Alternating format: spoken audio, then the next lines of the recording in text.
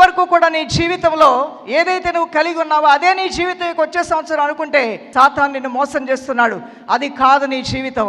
రాబోతున్న సంవత్సరంలో నూతనమైన కార్యాలు, నూతనమైన కృప, నూతనమైన ఆశీర్వాదాలు, నూతనమైన ఐశ్వర్యమును, నూతనమైన ఆరోగ్యమును నీ పట్ల చేయాలనేది దేవుని యొక్క హృదయవాంఛ.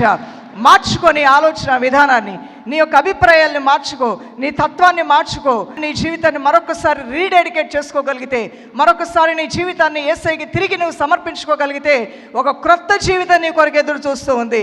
అది ధన ఘనతలతో కూడిన జీవితం కన్నా ఖ్యాతితో కూడిన జీవితంగా ఉండబోతుంది.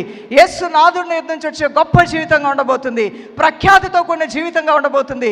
బహుగా ఫలించే జీవితం ఉండబోతుంది. శ్రేష్టమైన జీవితంగా ఉండబోతుంది.